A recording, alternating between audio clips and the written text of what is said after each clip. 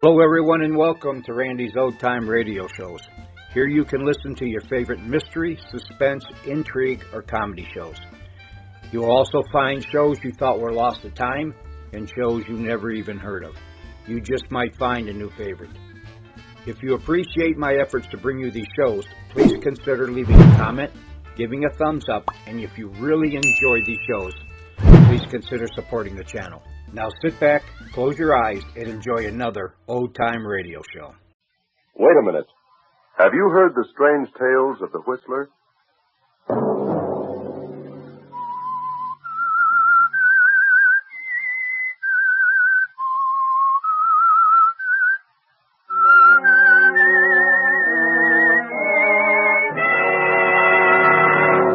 I'm the Whistler.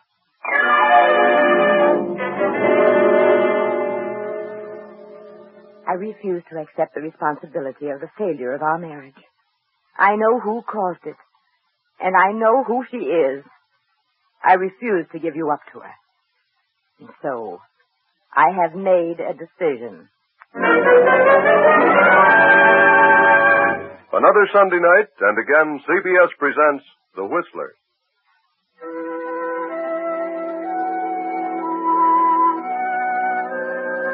I, the Whistler, know many things, for I walk by night.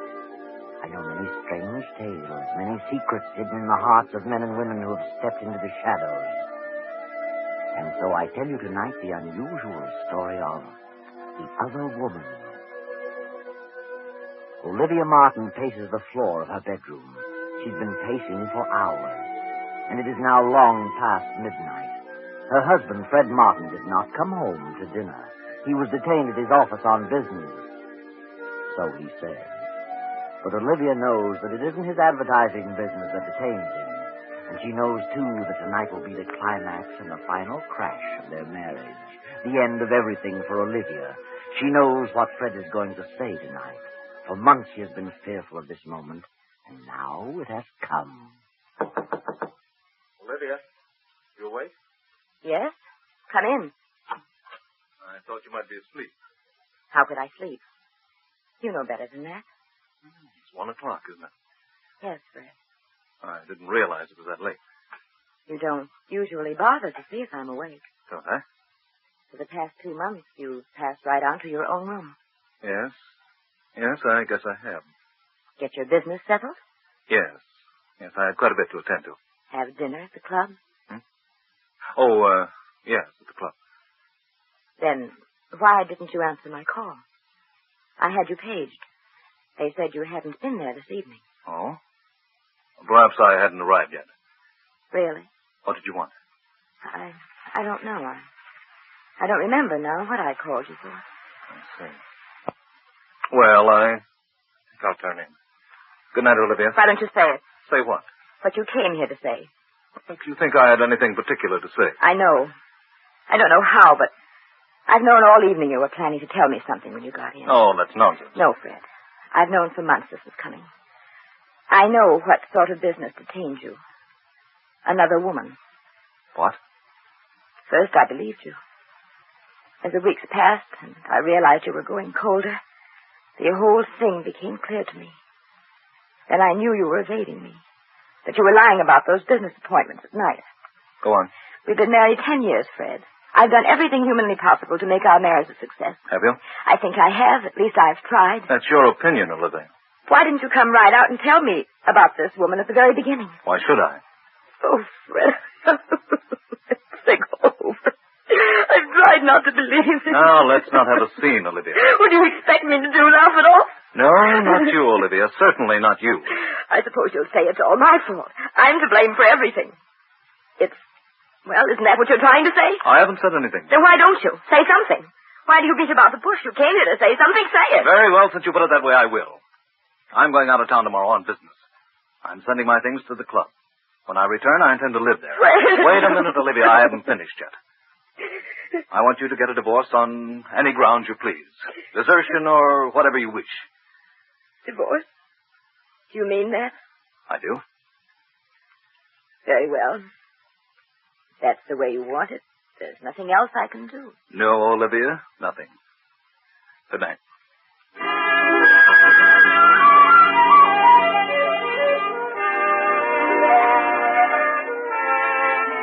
So Olivia sobs herself to sleep. When morning comes, she finds Fred gone and his things already sent to the club. All day she wanders aimlessly about the house like a lost soul. Then as night falls and her loneliness increases, she is seized with a horrible feeling of hopelessness. A strange depression comes over her, and she sits down at the desk and writes a note.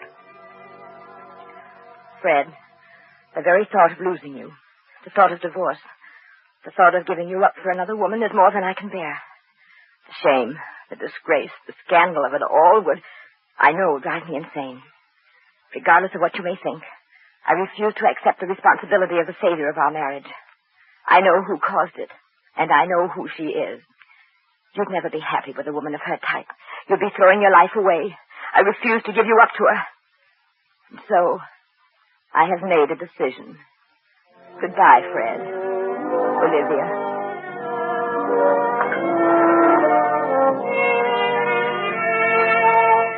Olivia addresses the note to Fred at his club, steps out and drops it in the nearest mailbox. She wanders about for a while, then returns to the empty house, takes some sleeping tablets, and goes to bed. Then, the next morning at Fred's office, Doris, Fred's private secretary, is going over some papers. Yes? Very well. Put him on. Hello? Yes, Mr. Goldberg. This is Doris Hammond. Mr. Martin's out of town for a few days. Yes. Well, Miss Bartow is head of the art department. I'll have her check on it right away. Yes. Yes, goodbye. Yes? Tell Rita Bartow to come in here, please. Miss Bartow isn't coming in today. She's staying home. Has a bad cold. Oh, I see. Well, we'll send Jack Mallory in then. Yes, Miss Hammond. You want to see me, Miss Hammond? Oh, yes, Jack. I understand Rita's ill, isn't coming in today. No, I guess not. Well, Mr. Goldberg over at Lake Laboratories wants to know which ad she intended to run next week. Only Rita knows about that. Perhaps we'd better send them over to Rita's apartment and have her select the one she wants to use. Very well. Who shall I send? Well, I don't know of anyone who'd rather go on that errand than you, Jack. Well, I'll go if you insist. I don't think I have to insist, especially where Rita's concerned. All right. I'll run over there. I thought you would. Thanks, Doc. See you later.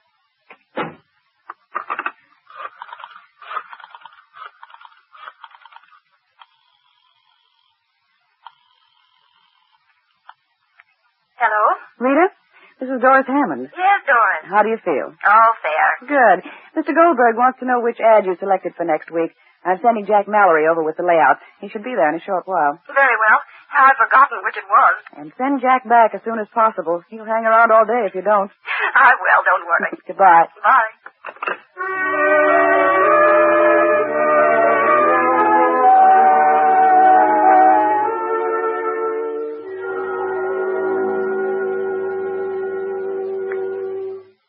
Hello, Rita. How do you feel? Oh, all right. Just didn't feel like coming to the office today. I thought you had a bad cold. No, not too bad. I'll be all right tomorrow. Mr. Goldberg wants you to select a layout for next week. Here they are. Which do you want? Well, I'd planned on this one. But I think you should make this section in red. Oh, I see. That's easy. I'll fix it up in a jiffy. Stands out better this way. We'll use this one for the week following. Okay. You look mighty lovely, Rita. Thanks. Where were you going, all dressed up? Well, I've got to go out of town this afternoon on that Henderson deal. I wanted to put it off until next week, but Mr. Martin insisted that I get it settled as soon as possible. I'll be back on the afternoon train tomorrow. You shouldn't be running around too much, darling. Well, I don't really have a cold. That's sinus. You've had a lot of trouble with that in the past year or so. Yes, there's nothing much can be done about it, I guess. Thank heavens it only strikes me in winter. Why don't you try a change of climate, Rita? Change of climate. I should think you'd like California. I've always wanted to go there. I've had an idea that I could do very well. Some nice jobs in the movie art departments. I'm not interested in movies. I thought about going out there and settling down, buying a nice little home and really enjoying life.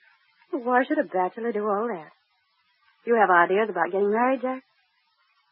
Yes. Yes, I have, Rita. Good. I'm glad to hear it. What time's your plane leave? At 2. How about a little lunch while you're waiting? Something warm. Very well. Oh, leave your bag here. We'll pick it up later. All right. I've got something important to talk to you about, Rita. Important. Yeah. I got a nice raise this week. That's fine, Jack. I want to ask you a question about you and me. Yes? Go ahead. No, not now. Come on, we'll talk about it during lunch.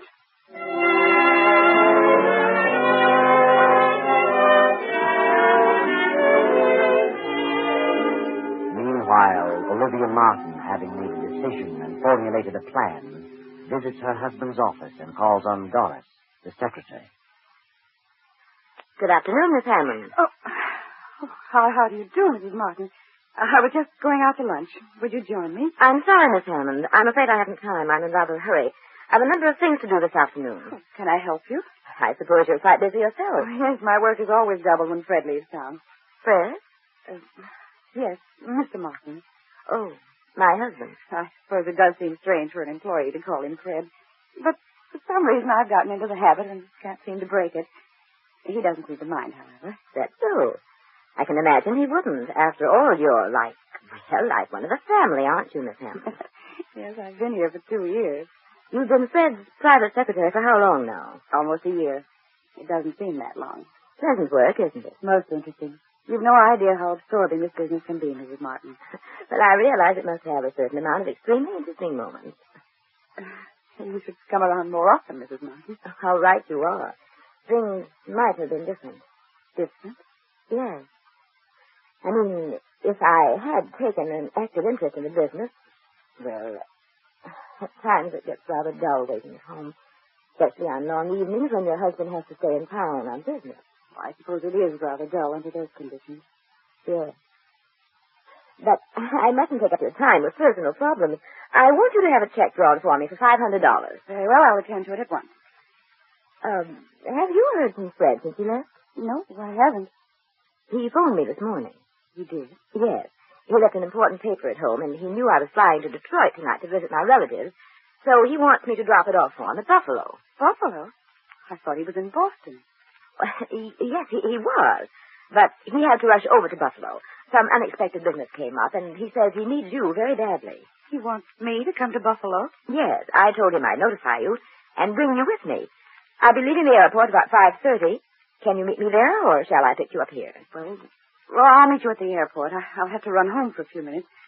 Is there anything in particular he wants me to bring? No, nothing but the paper he left at home. Very well, I'll be at the airport around 5. Do you mind flying, Miss Hammond? No, not at all. Good. My plane is a small cabin job. Might be a little bumpy, but I'm rather a good pilot. I'll see you at 5.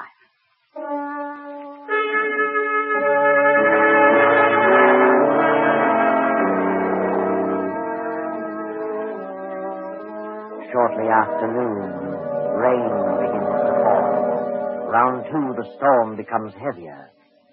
Then Jack returns. Jack, Mallory, where on earth have you been? Do you know what time it is? Yes, I'm sorry. I got to talking and didn't realize the hour. Well, what about the layout? Did Rita select one? Yeah, this one. She made a couple of changes in it. So? What changed? Oh, nothing important. Just wanted this section set up in red. Stands out better. Yes, so it does. Well, I'd better put it through right away. I'm sorry to have been so late with it. I'm glad you got back with it before I left. Left? Well, where were you going? Mr. Martin phoned. He wants me to join him in Buffalo. Something important has come up. Buffalo? Mm-hmm. I thought he was in Boston. Well, he had to run over there in a hurry. Buffalo? Strange. What's strange? Huh? Oh, well, I mean his being in Buffalo. What's strange about it? Oh, I don't know. I suppose he could be in Buffalo. Well, what's the matter with you, Jack? Why? Oh, nothing at all. Here, lean over here. What? Why? A little closer. What? What's the matter? Well, of all things, now I've seen everything. You've actually had a drink. You of all people. Well, I don't approve of it as a rule, but I walked back from Rita's place, and I got my feet a little wet in the rain. Felt kind of chilly. I was afraid I was catching cold, so I dropped in at a bar on the way back and had a drink. Oh, I hope you don't get sick. Can't afford to have you and Rita both out. Oh, that's right. A lot of work to be done this week. Here, take off that top coat. It's damp. Let me have it. Now hang it over the radiator. Well. What's wrong? How on earth did you do this? You spilled ink on the front of your coat. Yeah. Well, what do you know? Fine thing. I just got it yesterday. I must have done that over at Rita's when I blocked that section in red. You'll have to get it out as soon as possible. Hand me a towel from that closet and dampen it. Oh, don't bother, Doris. I'll have it cleaned tomorrow. Get some of it out now. Thanks. Certainly hard to get off. Well, it's probably dried in by now. The cleaners can get it out. Strangest ink I ever saw. Doesn't seem to be ink. More like blood, if you ask me. Blood? Let me see. It is strange. Let me see that layout. It does seem a little darker than this on the card. Maybe the cloth has something to do with it. Perhaps. Better let the cleaners worry about it. What time are you leaving, Doris? In a few minutes. I'm flying from the airport around 5. Well, good luck, Doris. See you in a few days. Thanks, Dad. Take care of yourself. And lay off the liquor. That's bad stuff to get started on. Are you kidding? What do you think?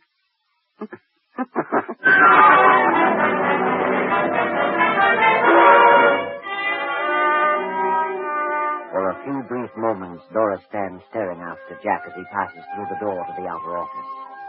Then she picks up the towel, studies it for a moment. Suddenly she tosses it into the desk drawer, leaves the office, and goes home.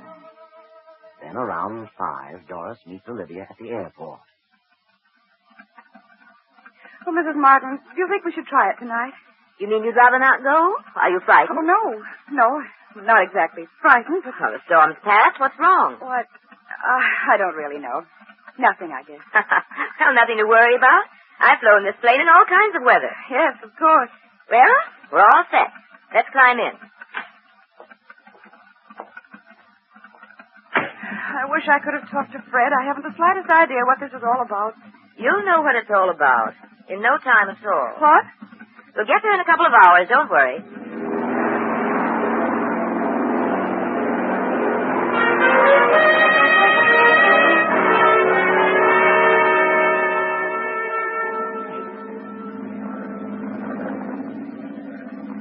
How far have we come now? Oh, I don't know.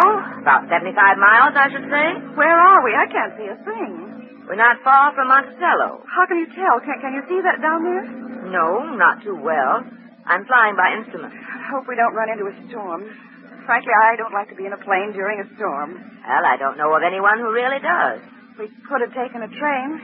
We could have, but on this particular trip, I was in somewhat of a hurry to get to my destination. Tell me, Doris. May I call you Doris? Well, of course. Aren't you just a bit upset over this trip? What do you mean? Just that. Do I seem upset? Yes, you do. Something playing on your mind? Yes. Yes, there is something bothering me. So, what is it? It's rather not safe. A guilty conscience? Guilty conscience? Isn't that what it is? What are you talking about? Are you looking forward to a nice visit in Buffalo? Why, I don't know. I don't consider it a visit. It's part of my job. And a very pleasant job, too. I'm sure you'll miss the job and its attendant interests. Working late at night, several nights a week with Fred. What do you mean by that? Why should I lose my job? Your job isn't all you're going to lose. Do you know what you're saying? Yes, and you know what I'm talking about. You're crazy. Fred isn't in Buffalo. Where is he? I don't know. But wherever he is, you'll never see him again, you little cheat. Put this plane down and let me out. You're mad. I'm going to put it down, straight down on its nose. What? Fred won't think you're so attractive next time he sees you. No. No, you're out of your mind. You can't do this. You can't. You can't. Put that key back in the switch. I won't. You hear me? I won't. You must. Give me that key. Pull up. Don't freeze. Pull up.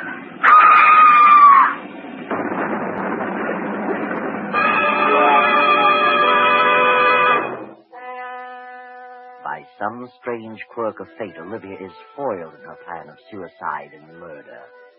A farmer rushes to the crash, finds Olivia thrown clear and still alive. Now, an hour later, in the farmhouse.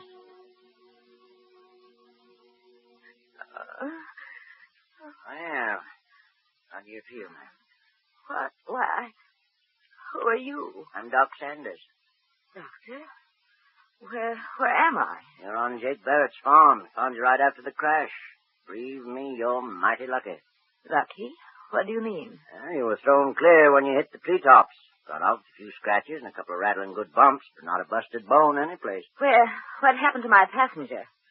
Well, I'm sorry to say she's dead. Dead? She's dead. Yeah, she wasn't as lucky as you. I'm lucky, am I? Don't you think so? No. No, I don't. I'm not lucky. That isn't the way. Oh, now, take it easy. I know how you feel, but you couldn't help it, ma'am. These things just happen sometimes. No, they don't just... What were you going to say, ma'am? Nothing. I wasn't going to say anything. Oh. Well, they located your husband, ma'am. Jake's driving you back to New York tonight. Now, you'll be all right.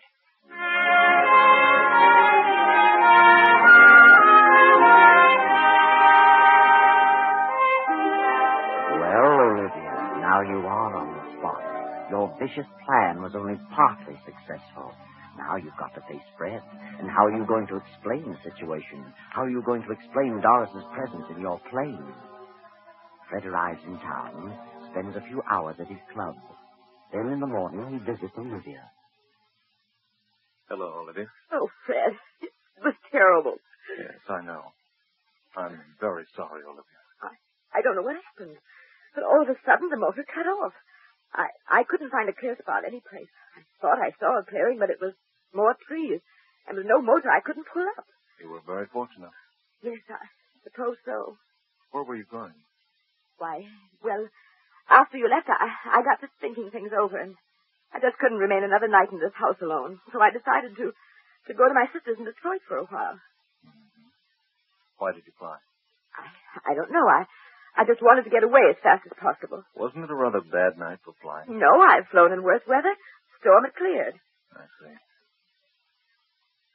I was never so shocked in my life. Oh, so sorry. So terribly sorry. No. Get over yourself. You couldn't help it. It was just one of those things. I know how you feel. Doris was she was a lovely girl. A shame. Yes. She was young. Had everything to live for. I know how you must feel, Fred. Yes, I'll certainly miss her. Can you ever forgive me, Fred? Why, of course, Olivia. I never want to fly a plane again. Never. Tell me, how did Doris happen to be with you? Where was she going? Well, she said she wanted to visit some friend in Buffalo. Asked me if I'd drop her off there. How did she know you were flying that way? Well, you see, I went to your office and told her I was going to Detroit and asked her to draw some money for me. Told her I'd be glad to put her down in Buffalo. That's all. I can't imagine why she'd leave the office in the middle of the week to visit friends out of town. That wasn't like Doris. Maybe she had some business to attend to on the side. Maybe. Well, I can't imagine what it might be. Maybe it was personal business. Possibly. Olivia, are you telling me the truth? Why?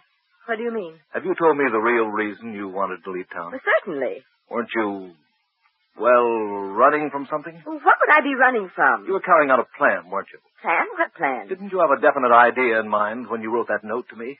Note. It seems you've forgotten the note. Why don't you tell me the truth, Olivia? Yes, I did make up my mind to do something terrible. I was going to kill her and myself. I couldn't stand it any longer. But after I mailed it to you, I seemed to come to my senses. I saw things clearly. Realized how awful such a thing would be. I just couldn't go through with it. So you decided to forget the idea and go on to Detroit? Yes. I swear I changed my mind about killing her. I couldn't be a murderer. You really expect me to believe that? Fred, you must believe me. You must, please. I know what you think, the note and everything that's happened. That note is certainly definite evidence against you. The note? Yes. Oh, Fred, I swear I didn't. That's easy to say, but the note is too convincing. Where is the note? You must destroy it. Don't tell anyone about it, please, Fred. What time was it when you visited my office? Oh, I don't know. About noon, I think. And you mailed the note the night before? Yes. And you made up your mind to leave town. You went to the office, told Doris about it, and left at 5. Yes, that's right. And what did you do in the meantime? Oh, I can't remember. I'm so confused. I went shopping for a while. Are you sure? I don't know. I don't know, but I swear I changed my plan by the time morning came. You're going to have a hard time proving all that. It's the truth. Why shouldn't they believe the truth? The circumstances all tie in too well. We had separated the day before. I moved to the club. Several people knew about that. And in the note you said you knew who the other woman was, and stated clearly what you intended to do about it. I know. Then how else can the police look at it? Police? What do they know about it? They've been putting 2 and 2 together. But the note. How do they know what's in the note? They were waiting for me when I got back from Boston. They had already found the note. They showed it to me. That's where you made your big mistake, Olivia. Fred, they really think I killed her? Murdered her? They do? What are they going to do? The detectives are here now. They want to talk with you. Detectives? Yes. Yes, I'll be calm. Very well. I'll come in, Captain Evans. Thank you. Olivia, this is Captain Evans. And this is Lieutenant Davis. How do you do? Good morning, Mrs. Martin. Did you gentlemen wish to see me? Yes, would like to ask you a few questions. Yes. Yes, of course. But I haven't done anything. I'm absolutely innocent. Yes, I know, Mrs. Martin. We don't want to upset you. Just answer a few questions. Very well. Is it true that your husband left you a few days ago with the idea that you were to get a divorce? Yes. He took up residence at his club? Yes. You believe that your husband was in love with another woman? I did. Did you know who that woman was? I did. Did you object to his leaving you, getting a divorce? Yes. Yes, I did. Well, after he left you, did you write this note to him? Yes. I wrote it, but I... You mailed it to his club? Yes. Next day, you got some money at his office, about noon, and exactly 5 o'clock, you took off in your plane. Yes, but I changed my mind. I couldn't go through with it, and I didn't. I swear I didn't. Where were you, Mrs. Martin, between noon and 5 o'clock? I went about town. I did a little shopping. I don't remember what else I did. Can you prove where you were during that period? No, I don't see how I could. No one was with you during that time. Did you frequent any establishment where you were known? No, I didn't. I saw no one I knew. Are you sure, Olivia? I'm positive. What difference does it make where I was between noon and 5 o'clock? It makes a lot of difference. Because it was about that hour that Rita Bartow was stabbed to death in her apartment. Rita Bartow? The head of the art department? That's right. The weapon's not been found, and there were no clues to the identity of the murderer, excepting your note to your husband. But Rita Bartow? What have I to do with her? You said in your note here that you knew who the woman was. Rita Bartow was the other woman. What? Then what about... What about who? What were you going to say? Nothing.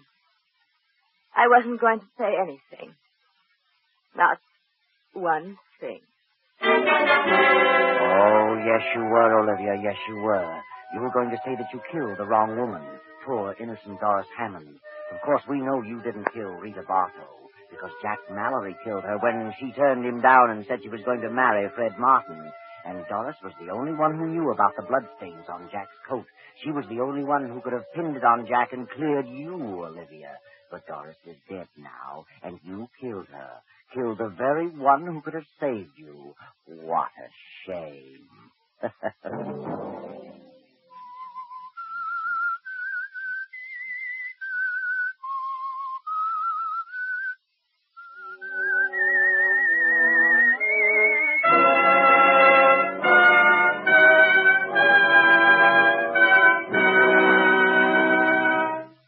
CBS has presented The Whistler.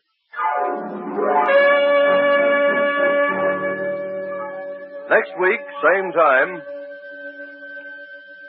I, the Whistler, will return to tell you another unusual tale. Good night. This is the Columbia Broadcasting System.